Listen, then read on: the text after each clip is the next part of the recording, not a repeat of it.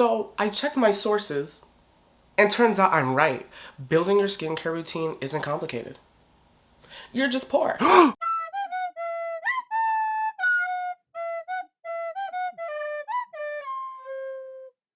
And by you, I mean we. So on the internet, you will basically find two different types of approaches to building a skincare routine. The first one is the basic bitch level. Calling all the basic bitches. So a basic bitch's skincare routine basically looks like cleanser, moisturizer, and sunscreen, of course. Very simple, very straight to the point, bare minimum. And then we have the bougie bitch. This is where you start to see your pre-cleansers, cleansers, toners, ampoules, essences, serums, masks, eye cream, exfoliant, moisturizer, sunscreen, eye patches, pimple patches, you name it, and a plethora of tools that I didn't mention. Yes, tools. I just know for a fact that the consumerism gods busted the fattest nut when the girls found out about a 14-step skincare routine. Because who in God's name actually needs that many products? For their face? Now, the first obstacle that I always notice people run into when starting their skincare routine is, one, it takes time. Literally 3 months. You have to give each product 3 months. And now going to my thesis, my abstract, oof, whatever, is that it takes money. Because you have a million skincare options to explore. And then you have like drugstore, mid-range, and high-end, and sometimes the mid-range and high-end products are the ones that contain the best quality ingredients. I mean, there have been like companies like The Ordinary and the Inkey List, which try to give you like ingredient-focused product. Like if you need niacinamide in a product, the Inkey List and The Ordinary have a niacinamide serum. But then again, your skin might not like niacinamide or X, Y, and Z, just a random example. And then it takes money to buy another product and use that product on your face. And then here we go with the time, 3 months to see if your face reacts well with it. It actually baffles me. $70 for a moisturizer. Like, how, and people buy this. Like, what is in this moisturizer? Like, how does this moisturizer moisturize better than another moisturizer? I couldn't tell you. At $70? $70?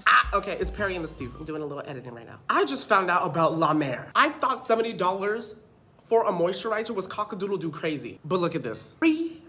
$320 for 1.7 ounces. The moment it touches my skin, it better change my genetics to just have clear skin the rest of my life. The moisturizing soft lotion, healing moisture with a lightweight touch infused with self-renewing miracle broth.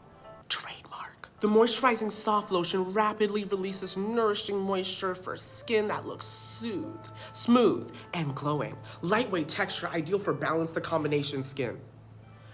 What the fuck even is a miracle broth? Oh, okay. So miracle broth, the potent anti-irritant that defines every okay, blah, blah, blah, blah, blah. Self-renewing elixir flood, okay, blah, blah, blah. Miracle broth, 3 to 4 months of fermentation and exposure to... You cannot tell me that they don't use the man juice of a 30-year-old male virgin and the tears of Cambodian children, because... Hold on. I can't make this up. It just comes out of my mouth. Like, it just... Because why Cambodian children? That is so random. Why would I say that? And also, I'm in this era where I absolutely hate influencers. And I noticed that a lot of people keep listening to paid influencers on TikTok and Instagram or whatever for different products to try.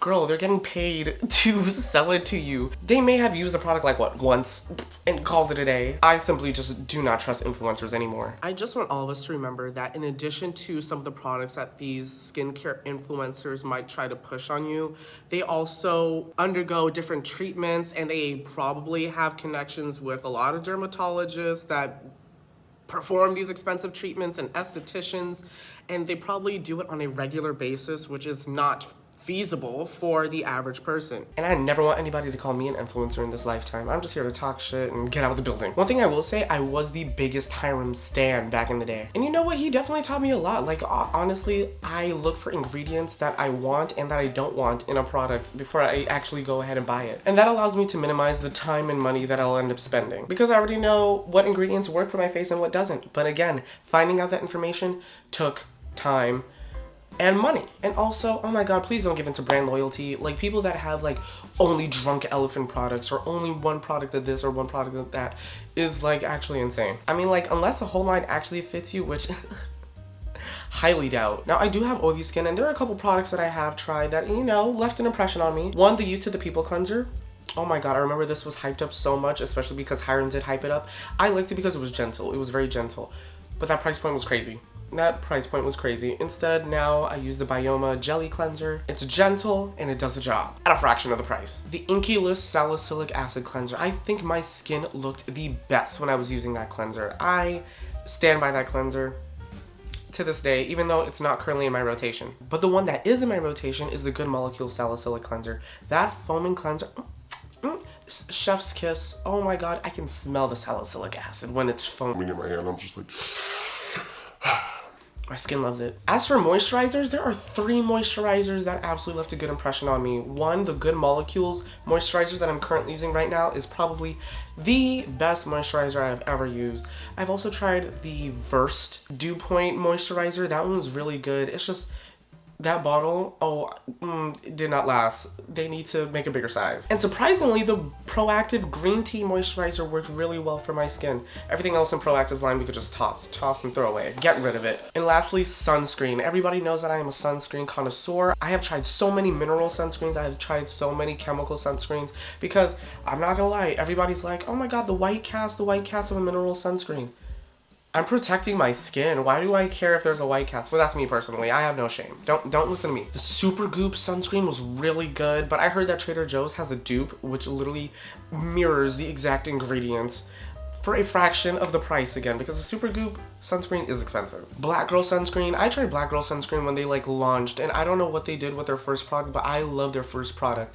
Now, I don't know what it is with the Make It Matte formula, but I hate the smell. I hate the way that applies to my skin now, and I don't like the way that the formula will literally separate if you leave it for a couple days, and then it's all runny but thick on one end, and it's too much. I don't use Black Girl sunscreen anymore until they change the formula and get it right. And right now my rotation is the Neutrogena Hydro Boost sunscreen. When I tell you, that is a busy person's dream, because the fact that 1, it's a sunscreen, and 2, it can double as a moisturizer because it's so moisturizing. Sometimes I will literally just cleanse my face, apply the sunscreen, and leave. No moisturizer in between because I'm too lazy. And that is honestly just chef's kiss.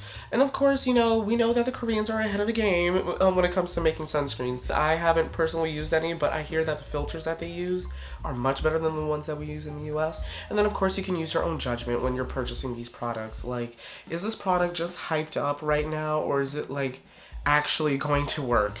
Because there have been so many times when people are hyping up a product and then I get it and I'm like, what is actually the hype here? The packaging is cute? Okay. And of course, we can get recommendations from our dermatologists, but the dermatologists are also paid to push specific products on you, which is so unfortunate because a lot of people go to the dermatologist to get solid recommendations that will always work. They don't get it right all the time, Capitalism! But yeah, brokey, literally, making a skincare routine isn't actually complicated when I think about it. It really is consumerism, capitalism, more leftist words. But no, really, if you want clear skin, it's gonna take time, it's gonna take money.